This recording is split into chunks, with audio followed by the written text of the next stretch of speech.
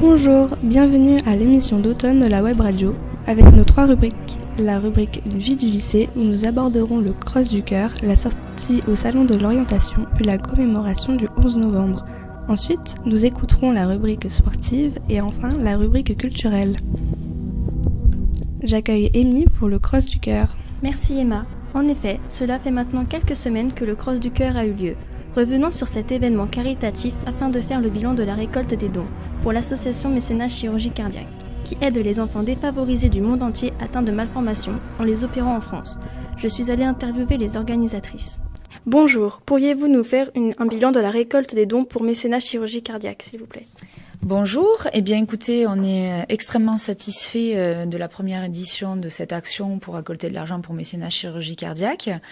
On n'a pas totalement fini le compte, mais pour le moment on est à 3 800 €.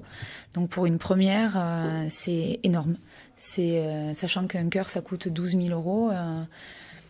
C'est une jolie récolte, on est extrêmement fiers des élèves qui se sont énormément engagés, que ce soit pour aller vendre des articles qui vont rapporter des éléments, qui sont allés chercher des dons pour courir, des dons dans leur famille, qui ont porté les couleurs de Mécénat Chirurgie Cardiaque. On a des très belles images et photos du cross où on les voit courir avec le cœur dessus. Il y a vraiment eu un engouement d'un grand nombre d'élèves du lycée. Et c'était très beau à voir, et comme quoi on peut montrer qu'on peut être jeune et découvrir ce milieu du don, du mécénat, des associations pour récolter de l'argent et comprendre que finalement c'est à la portée de tous.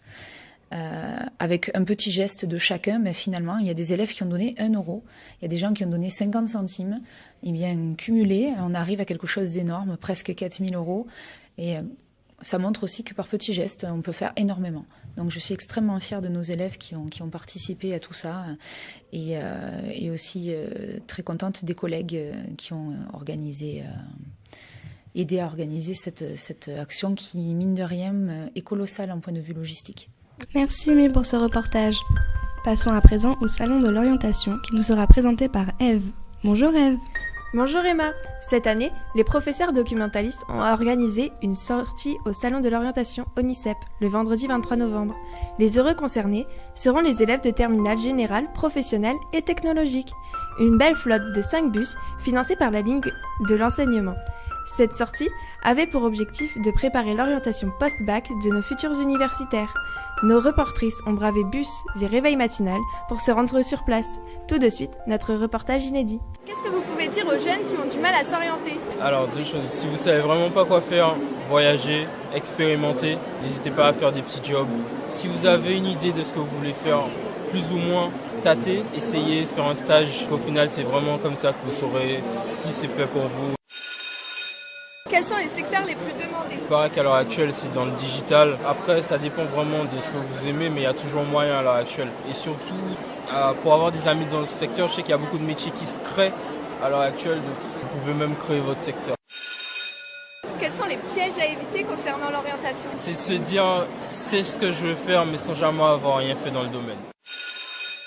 Que pensez-vous de l'efficacité des tests en ligne ? Est-ce que vous pensez que c'est efficace ou ça ne remplace pas une consultation avec un vrai conseiller d'orientation ? Je pense que les tests sont à faire. Sincèrement, ça aide à voir un peu sa personnalité. Par contre, ne pas en faire un, en faire plusieurs et ensuite comparer, parce qu'il n'y a jamais personne qui a la science infuse. C'est bon à faire. Après, un coup aussi, ça peut être bien, il faut bien le choisir. Ça peut vraiment être utile et souvent, si c'est quelqu'un qui a un pied dans le monde du travail, un pied dans l'éducation, maîtrise vraiment son domaine, ça peut servir.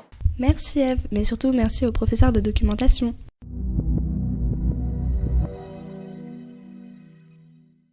Bonjour Lilia, on t'écoute pour la cérémonie du centenaire du 11 novembre. Bonjour Emma, aujourd'hui je vais vous parler de la cérémonie qui s'est déroulée au lycée ce dimanche 11 novembre, en mémoire de l'armistice de la Première Guerre mondiale. À cette occasion, les classes de première ont réalisé une exposition numérique afin de rendre hommage aux anciens élèves tombés dans les tranchées.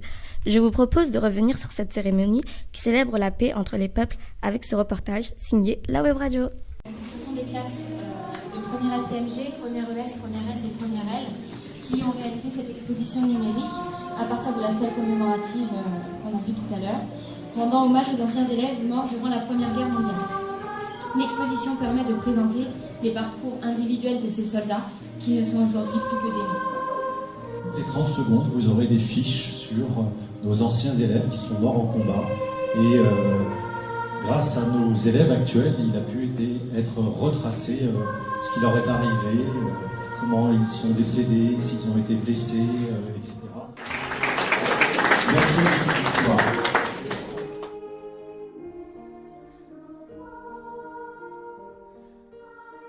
Merci Lilia. À présent, lançons la première rubrique sportive de l'année avec Nathalie. Bonjour Nathalie. Bonjour Emma. Lors de cette chronique, nous parlerons de l'association sportive du lycée Thibaut de Champagne. Comme vous le savez, la S tient une place importante au sein du lycée et permet de le faire rayonner au niveau académique et national grâce à ses performances. Pour cela, je suis allée interviewer les responsables de cette association. Bonjour, pouvez-vous nous présenter les différentes sections de cette association ? Bonjour. Alors, dans la S du lycée Thibaut de Champagne, on propose différentes activités. On propose de l'athlétisme en salle et du cross. On propose du football, de la gymnastique, du handball, du rugby. Toutes ces activités sont proposées à la fois pour les garçons et pour les filles. Quels sont vos objectifs pour cette année ? Alors, dans la plupart des activités dans lesquelles on est engagé, on a toujours un même objectif, c'est l'objectif de se qualifier au championnat de France. On a différentes étapes, niveau départemental, académique, interacadémique. Mais l'objectif dans toutes les activités dans lesquelles on est engagé, c'est d'essayer de se qualifier au championnat de France. D'accord. Et quels sont vos pronostics ?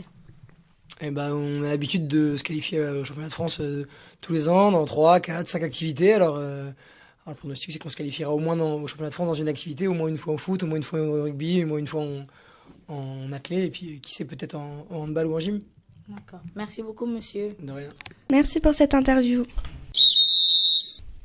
Pour cette dernière partie, Néhémia nous présente le club de musique du lycée qui a besoin de recruter de nouveaux membres. Je te laisse l'antenne. Bonjour.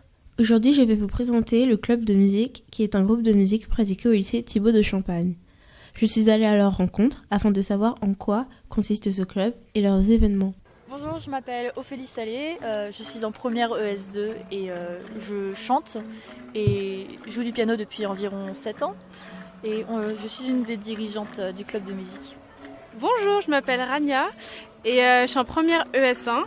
Alors moi je chante, voilà, avec Ophélie qui m'accompagne au piano. Voilà.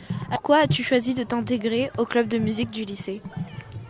Moi c'est parce que j'adore chanter, du coup c'était une bonne occasion pour moi en fait de pouvoir chanter en fait, tout simplement. Pour moi, j'ai eu envie de créer ce club avec Rania justement parce que la musique c'est quelque chose qui nous permet de nous exprimer et qui nous permet de aussi décompresser et le fait d'intégrer ce club et de le créer, c'est pour créer du partage tout simplement. Ouais, surtout ensemble parce que du ensemble. Moi je saurais pas dire depuis quand, c'est depuis que je suis jeune en fait, j'adore chanter, j'adore écouter de la musique, j'adore rechanter les chansons que j'entends et voilà, c'est un peu depuis toujours en fait. Moi, je fais du piano depuis 7 ans mais j'aime la musique depuis toute petite. Déjà toute petite, je chantais dans la voiture, un peu comme tout le monde je pense, mais c'est vrai que déjà toute petite, j'étais très sensible à n'importe quel style de musique, donc ouais, depuis toujours.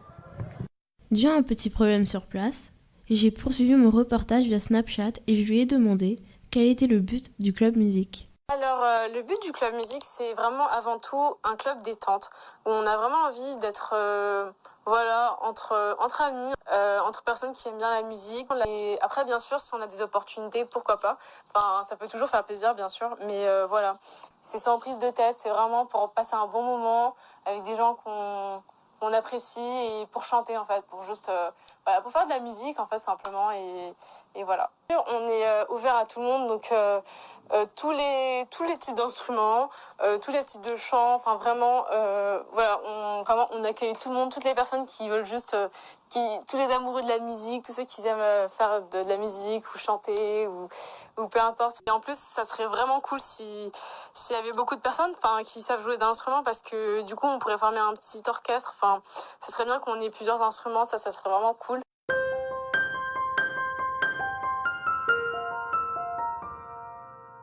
Nous vous attendons en grand nombre pour pouvoir pratiquer un instrument ou encore vos talents de chant au club musique de Thibaut de Champagne. N'hésitez pas à contacter Ophélie et Rania, élèves de première ES2, pour plus d'infos. À bientôt. Merci Néhémia. C'est fini, c'était l'émission d'automne réalisée par la Web Radio. À bientôt, je vous donne rendez-vous pour l'émission spéciale de Noël.